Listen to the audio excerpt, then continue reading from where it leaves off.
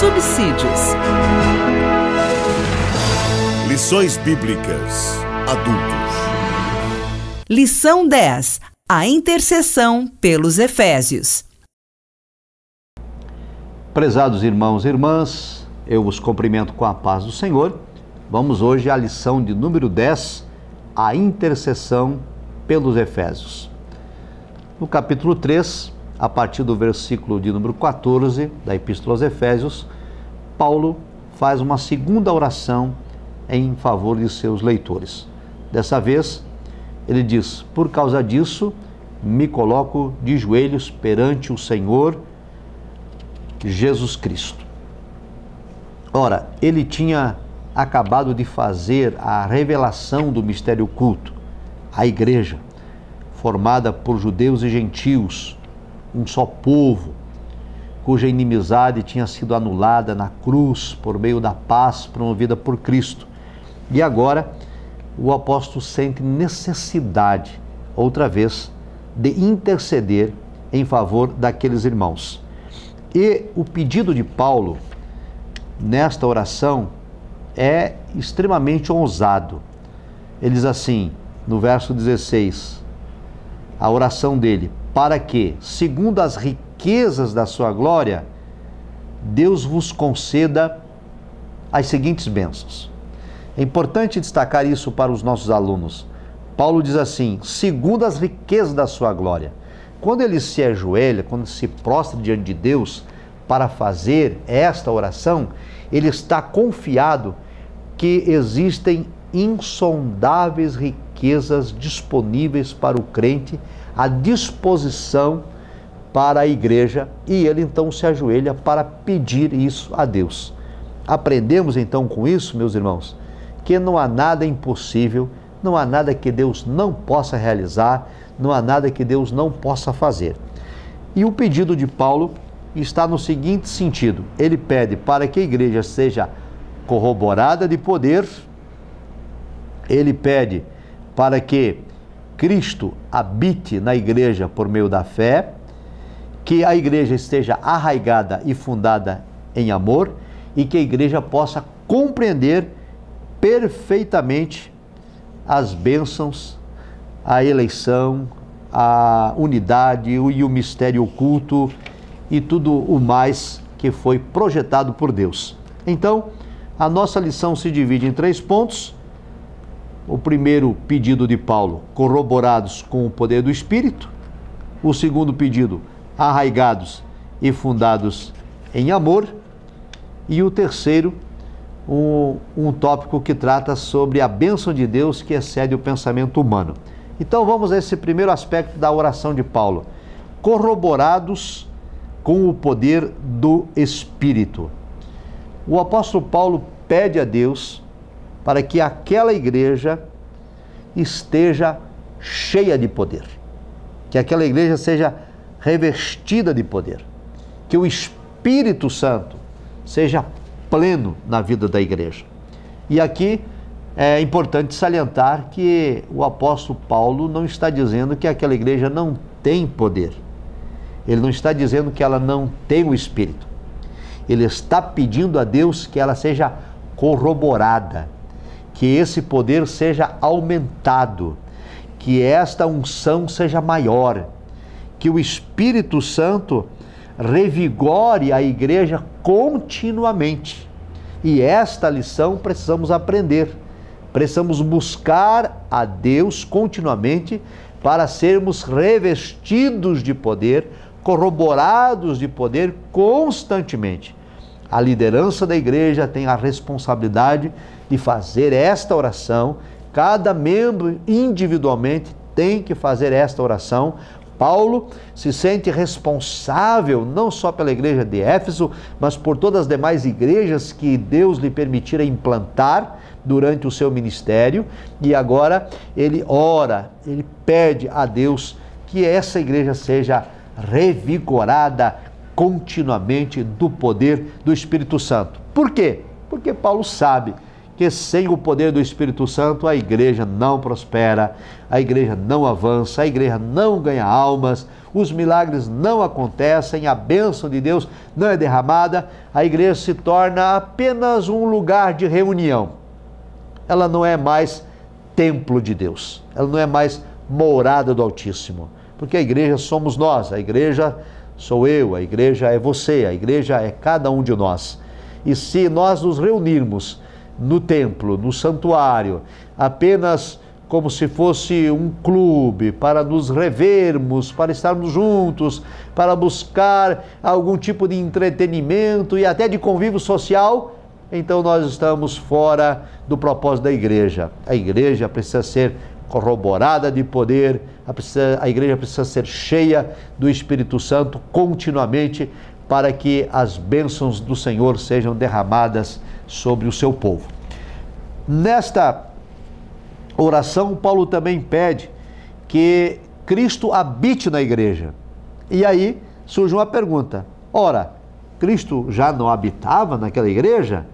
E aqui nós temos então uma informação relevante, porque no versículo em questão, o verbo que o apóstolo Paulo usa para habitação significa habitação permanente, ao contrário de habitação temporária ou provisória. Ou seja, em outras palavras, Paulo reconhece que Cristo habita neles, mas ele pede ao Senhor que habite continuamente.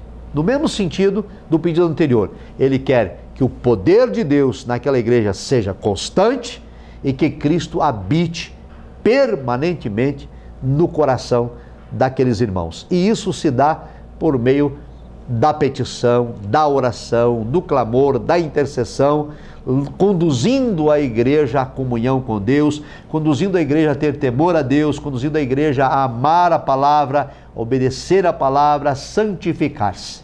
Essa também deve ser a nossa oração, a nossa intercessão em favor do povo de Deus. No segundo ponto, Paulo também clama para que a igreja seja arraigada e fundada em amor. Essas duas expressões, arraigada e fundada, elas fazem referência, arraigado, a uma planta enraizada, uma planta que tem raiz profunda, uma planta que não se demove do seu lugar facilmente. E fundada vai no mesmo sentido, no alicerce sólido, de que não se pode mover facilmente. Paulo disse, olha, a igreja tem que estar arraigada, enraizada e fundada em amor.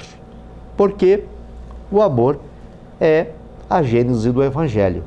O amor é a gênese do cristianismo. Deus é amor. O apóstolo João vai dizer que se alguém diz que conhece a Deus e não ama o seu irmão, o tal é mentiroso. E Paulo então enfatiza que a igreja precisa estar enraizada e fundada em amor. Na revista, na lição, trazemos algumas informações, como por exemplo, que a igreja que não tem amor é uma igreja que não tem sustentação alguma. A igreja se torna apenas uma reunião, um clube, porque o amor precisa fazer parte da nossa vida diária, constante. Amar o irmão, amar o próximo, amar o adversário, amar os inimigos, amar a Deus. A igreja precisa ser identificada como a igreja de Cristo. Se o mundo olhar para nós e não ver em nós o amor de Deus, e o mundo ver apenas em nós preconceito, discriminação, ódio, rancor, e o mundo ter informação de que no nosso meio existe dissensão, que no nosso meio existe tumulto, inimizades, como poderemos testemunhar do amor de Cristo? Então, Paulo enfatiza essa necessidade da igreja de estar arraigada e fundada em amor. Isso fala de intensidade, a intensidade do amor de Cristo presente nas nossas vidas. E no terceiro tópico, nós tratamos aqui sobre a bênção de Deus que excede o pensamento humano. Paulo, na sua oração, ele reconhece que está fazendo uma oração ousada, mas ele diz assim, no verso 20, ora, aquele que é poderoso para fazer tudo muito mais abundantemente, além daquilo que pedimos ou pensamos, segundo o poder que em nós opera, verso 21, a esse glória na igreja, por Cristo em todas as gerações, para todo sempre.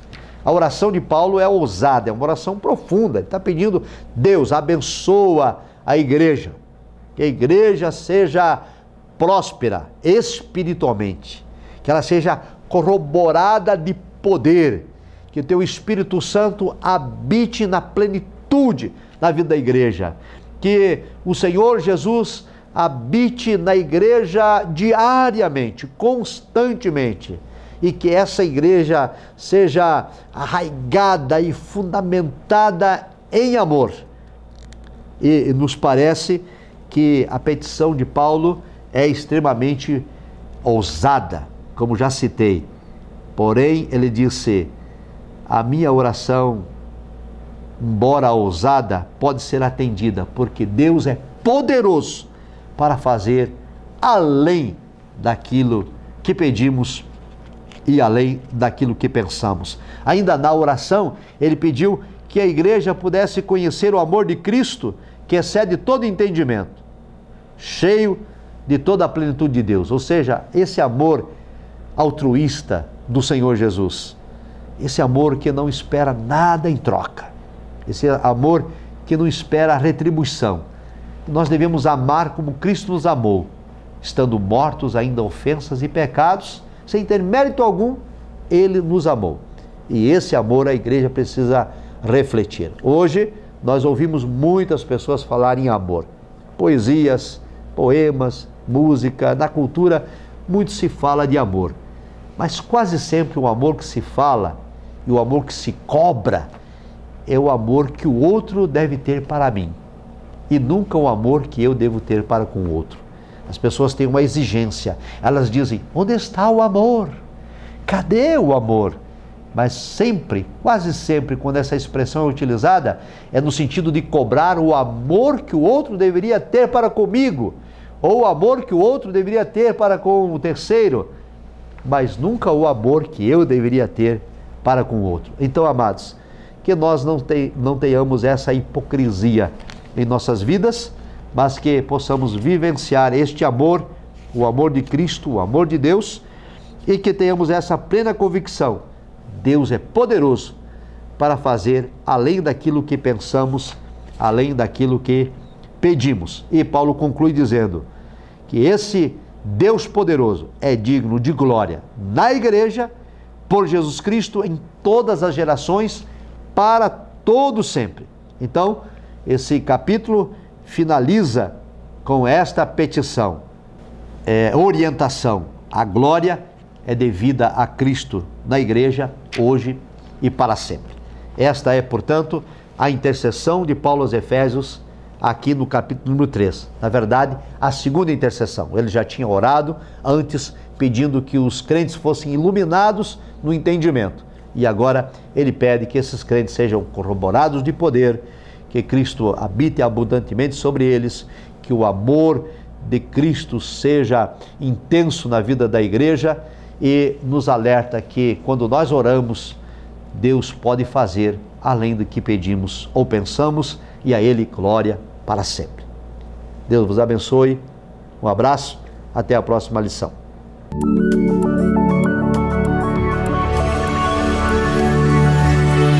CPAD, a editora da Escola Dominical.